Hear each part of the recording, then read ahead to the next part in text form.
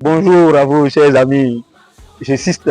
On m'appelle Ferdinand Tutumina. Je suis aujourd'hui le secrétaire général du réseau des anciens de la GEC Bénin au plan national. Vous savez, dans l'église, bon, j'avais commencé, je dis par le groupe vocationnel. J'ai fait, après la catéchèse, vous étiez dans le groupe vocationnel un peu. Mon premier mouvement dans l'église, c'était le scoutisme. Alors, auprès, et c'est le frère, en tout cas, pas comme Donvidé, il était l'un des anciens responsables nationaux, j'allais dire, hein, de la GEC du Bénin aussi quand même. Bon, c'était lui qui m'avait amené au scoutisme. Et finalement, quand j'ai commencé la 3e année de la catéchèse pour faire mon baptême, c'était son grand frère qui était mon parrain de baptême, Donvidé Claude. Alors, c'est Donvidé Claude qui m'a amené à la GEC. C'était en Côte d'Ivoire, précisément à Bongouanou, en 97. Pour la petite histoire, quand il m'a invité à la GEC, c'était un samedi soir, je crois bien, qu'il m'a invité pour une réunion de la GEC. Et je suis allé, j'étais en seconde A, je crois bien à l'époque. Nous sommes allés, je ne connaissais rien du mouvement. Et bizarrement, il se trouve que ce jour-là, il devait faire élection. Est-ce que moi, celui qui ne connaît rien du mouvement peut dire être candidat? Non. Alors, comme ça, j'étais assis là et on commence par bon, ceux qui veulent être responsables, les gens ont levé la main. Et bon, frère, responsable, c'est le responsable sortant, je crois bien. Il lève la main et dit bon, moi je vais proposer quelqu'un. Quelqu'un que je ne le connais même pas. Il dit je vais proposer quelqu'un. On lui dit bon d'accord, propose la personne. Il dit non, moi je vais proposer le frère qui est là, qui vient d'arriver là. J'étais suivi de moi, mais je ne connais rien du mouvement. On me prend comme secrétaire général. Ah, dans ce pays-là. Bon, bizarrement, tout le monde a applaudi. Et du coup, ça a été élu secrétaire général. C'est comme ça que je suis rentré dans le mouvement. Le premier pas, je rentre en tant que membre du bureau et j'ai commencé. Je crois que ça a renforcé quand même mon militantisme dans la GEC parce que avec cette responsabilité déjà, vous savez déjà à la GEC, c'est que c'est un secrétaire général. Voilà, donc ça a quand même boosté mon élan, je suis resté accroché. En parlant en termes de parcours, quand j'ai commencé mon militantisme là comme ça, là-bas en Côte d'Ivoire, et c'est au camp là-bas que j'ai rencontré pour la première fois mon papa et Jacques. Je sais qu'il est encore au Bénin ici, c'est un aîné, hein, le frère Charlemagne Kenom, c'était mon papa. Et on s'est rencontrés à un camp et il m'a quand même en tout cas motivé encore. Parce qu'en tant que mon papa, Jacques, là-bas, il m'a donné beaucoup plus d'énergie, je peux dire, à travers ses conseils et tout, à m'accrocher à ce mouvement. Et je me suis là, j'ai vu que, ah mais dis donc, avec ce mouvement-là, je gagne beaucoup. Je gagne beaucoup en termes de formation humaine, formation intellectuelle, formation doctrinale, même et spirituelle. Je vois déjà tout ce que j'emmagasine en tant que G6. Alors, je me suis accroché. Et une fois après le bac, je suis rentré au Bénin en 2002. Je suis venu encore rencontrer Pacom Donvidé ici. Et c'est comme ça. Il m'a dit, bon, est-ce que le mouvement, ça existe encore, ça existe à l'UAC ici? Il m'a dit, ah bon? En ce moment, j'étais en sociologie, là, inscrit en première année de sociologie. Et c'est comme ça. La cellule GEC de la Flash était un peu moribonde à l'époque. Je crois que les responsables que j'avais rencontrés à l'époque, il y avait Jacques Oussoukisho, il y avait Pascaline Abor, Richard Tchewenou, il y avait Isabelle Lanani, voilà, elle avait été aussi notre responsable sous-régional, hein, de la GEC. Donc c'est avec ceux-là, en même temps j'ai pris mon envol là. Nous avons créé encore, c'est-à-dire on a dynamisé encore la cellule de la section Flash là, et on a lancé, j'étais le secrétaire général en ce moment-là. Donc c'est comme ça, on a pris encore cet engagement-là. Mais après ce temps maintenant, l'engagement a commencé par évoluer et du coup, j'ai été, je crois que c'est en 2000, vraiment l'année m'échappe un peu, je crois bien, mais j'étais le premier mandat de Serge Dohou. Mais j'ai été son secrétaire général, c'était à Savert, au Conseil national de Savert, j'ai été élu secrétaire général national. Nous avons commencé notre petit bonhomme de chemin comme ça. À la fin de son mandat, j'ai été également propulsé en tant que finalement responsable national. Et j'ai fait mon mandat de 2009, je crois, 2009 à 2012. J'ai fini mon mandat en 2012 quand même. Voilà un peu ce que je peux dire sur mon parcours pour finalement retomber dans le RAGEC.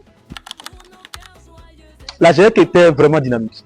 Et on sentait une rivalité, j'allais dire, peut-être entre la GEC universitaire et la GEC diocésaine. Et ça donnait quand même de l'élan à l'époque. Et je me souviens bien, mon rival de l'époque, Patrice Aboussou, hein, c'était vraiment, c'était quand même, c'était beau.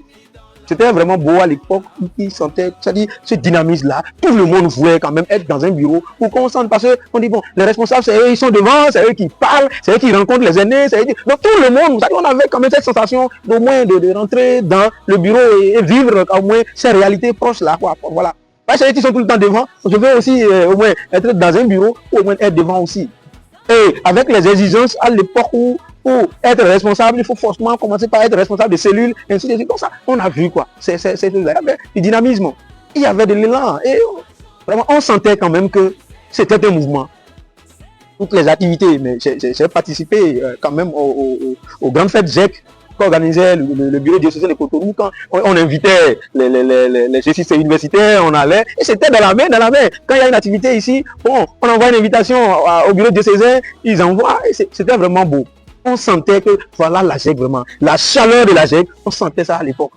Et va voir, quand vous allez par exemple à un camp et que les aînés viennent avec, il y avait, c'était une certaine Java, hein, ils venaient garer leur véhicule, ils descendent. Bon, on sentait, ah ben écoutez, il faut, demain nous aussi on sera aînés, on viendra à ces rendez-vous, voilà, et qu'on les présente. Bon, vous voyez, c'était beau quoi, on sentait. Et quand tu écoutes quand même le témoignage de ces aînés, en fait, tu ne peux pas bouger, tu veux aussi vivre. Et on se posait la question, mais quand on regarde, tout à l'heure, je disais, j'ai vu le témoignage de Mme Kabirou, mais quand on se posait cette question, mais si à cet âge-là, cette dame encore, ça dit, elle est accrochée à ce mouvement et qu'elle parle de la GEC, avec quelle énergie elle parle de la GEC, mais pourquoi moi je vais quitter la GEC? Mais c'est clair qu'il y a un secret, il y a quelque chose dedans. Et c'est celui qui vit réellement à l'époque là, qui vit, qui participe aux activités. Même quand tu n'es pas membre du bureau, on t'associe, on responsabilisait les jeunes, les plus jeunes, en préparant la relève, on responsabilisait les plus jeunes à travailler. C'est eux. Souvent même le bureau est derrière comme ça, et c'est ceux qui ne sont pas membres, c'est qu'on veut promouvoir là, qu'on met devant, et c'est ceux-là qui organiser les activités. Mais quand tu sens comme ça, mais toi tu fais le mouvement, mais tu es obligé de courir pour rentrer, comme pour emprunter les terres, les jargons d'aujourd'hui là, il faut rentrer dans le rang. Vous voyez? Bon, c'est vrai, quand on n'était pas encore dans le mouvement, il y avait les Galilées qu'on organisait à l'église, les rencontres diocésaines des jeunes, on vivait cela, mais ça n'avait rien, hein, tout ça n'avait rien à voir avec les camps GEC, oui. Parce que les camps GEC, vous vivez une famille là. C'est-à-dire où tout le monde, vous êtes dans un camp bien fermé, tout le monde est là. C'est comme si vous aviez une famille qu'on a créée et vous venez là pour vivre, c'était les 7 jours, bien les 9 jours là, ensemble. Et vous partagez tout ensemble. Vous comprenez un peu? Et tu vois cette charité et tout le monde, bon, peut-être le G6 de Cotonou, que celui de Ndali n'a jamais rencontré, il vient se voir à un camp et ils vivent là comme des frères et sœurs, ils se partagent tout, mais écoutez, lui là, s'il a du gari, il envoie et la nuit, quand il y a couvre-feu, tout le monde se cache là pour manger ça. C'est-à-dire, c'est des petits trucs et on se partage. Donc ça crée vraiment une réelle famille, au point où, à la fin du camp, les gens ne commencent pas à pleurer.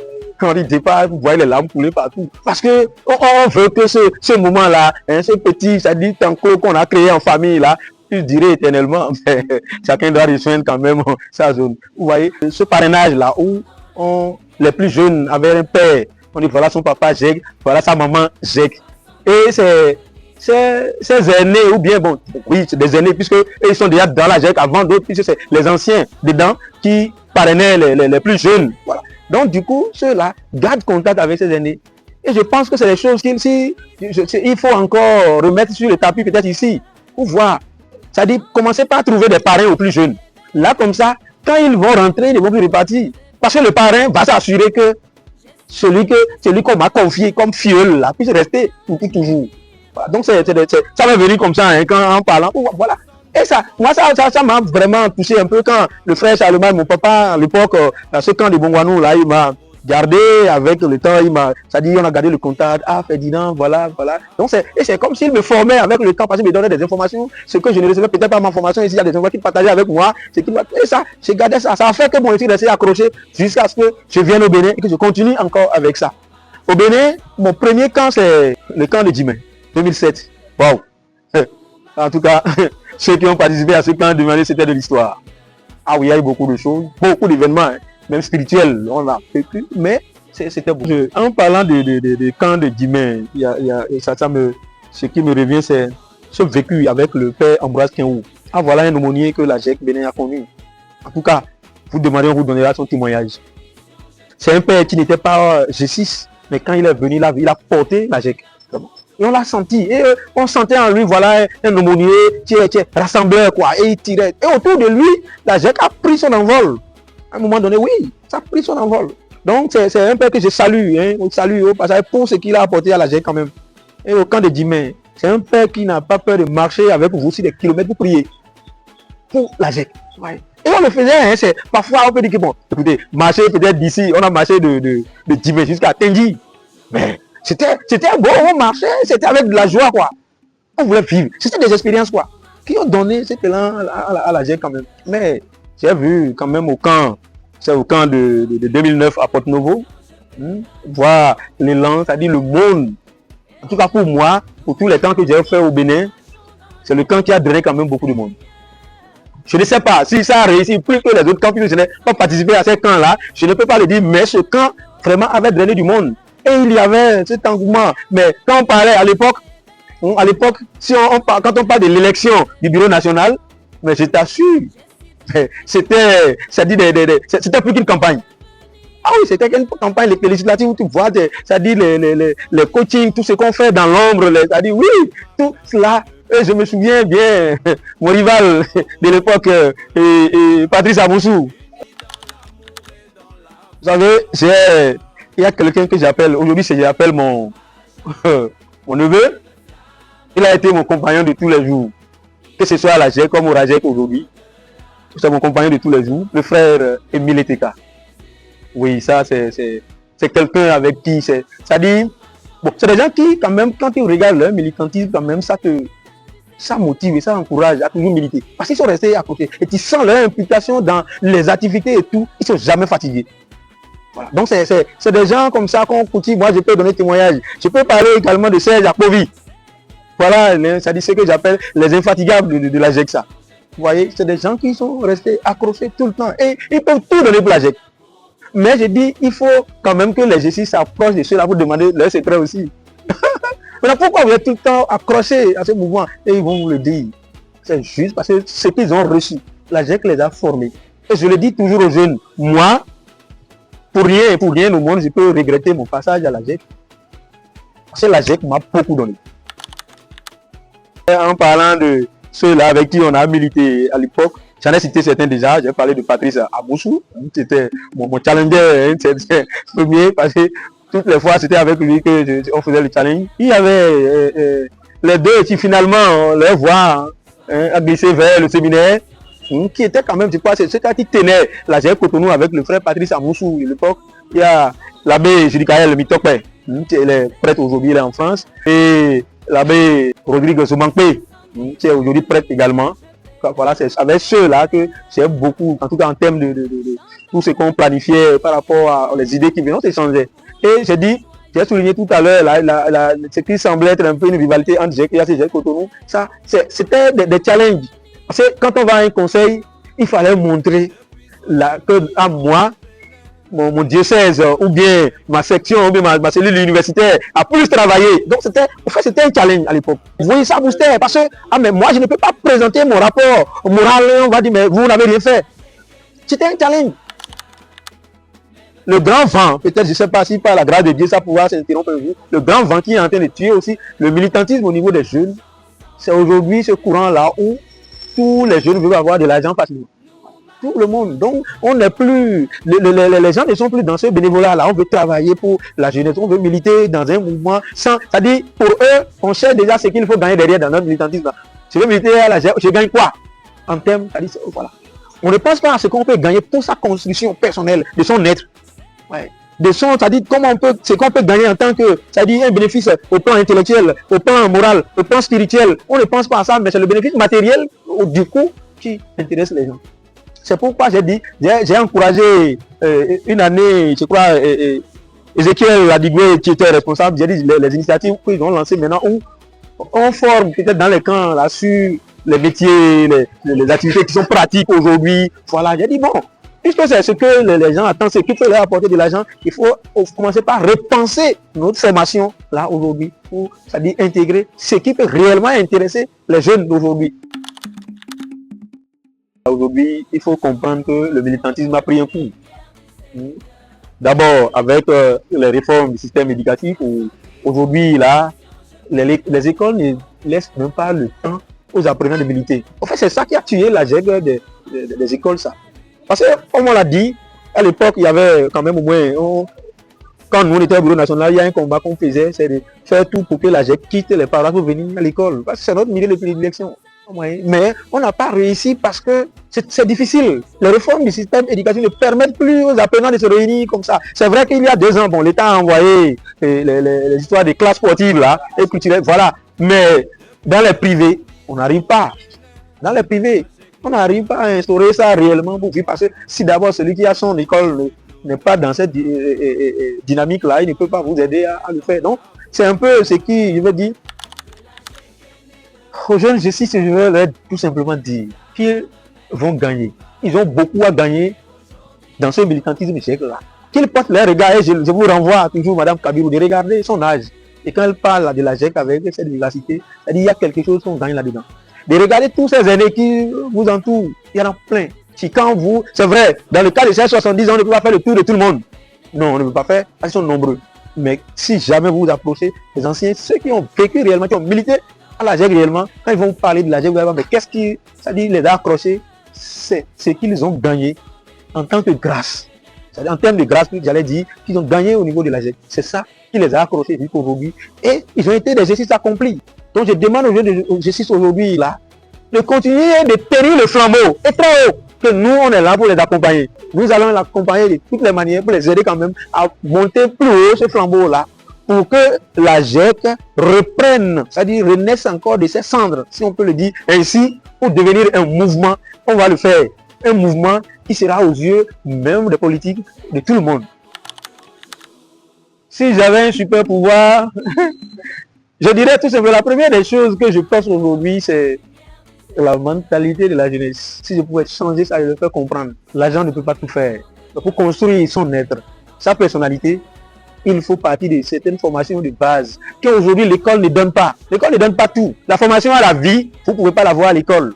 Mais c'est dans des mouvements comme la GEC que vous pouvez trouver ça. Donc, si on pouvait changer la mentalité des jeunes avec ce super pouvoir, et j'espère que le Seigneur fera, il va faire descendre ça comme une grâce pour que les jeunes puissent comprendre aujourd'hui que tout n'est pas accroché à l'argent. L'argent, oui, l'argent viendra après, mais il faut d'abord avoir, c'est-à-dire certaines qualités dans la vie pour pouvoir avancer mieux. Merci au Seigneur qui, grâce à qui ce mouvement est né. Merci aussi à vous jeunes qui croyez encore à la GEC, qui êtes restés scotchés à ce mouvement-là. Le Seigneur vous donnera la grâce, les grâces nécessaires. Et vous allez tenir encore longtemps ce flambeau-là pour que la GEC grandisse, qu'il vous accompagne. Le Seigneur lui-même vous accompagne dans toutes les activités que vous allez organiser. Que ce soit une activité personnelle, activité au nom de l'Église, il va vous accompagner pour une réussite parfaite. Je suis fier d'avoir été G6. Je suis fier d'être G6. Et je suis fier de demeurer G6 jusqu'à la fin de mes jours. Parce que la GEC, elle est pour moi un tout.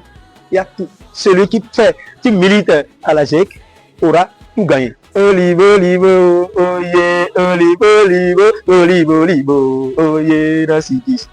Olive, olive, oh yeah, olive, olive, olive, olive, oh yeah, Nasikis. Oh l'enfant Zacharie, oh yeah, à cause d'interprétation son nom regardé, oh yeah, Nasikis.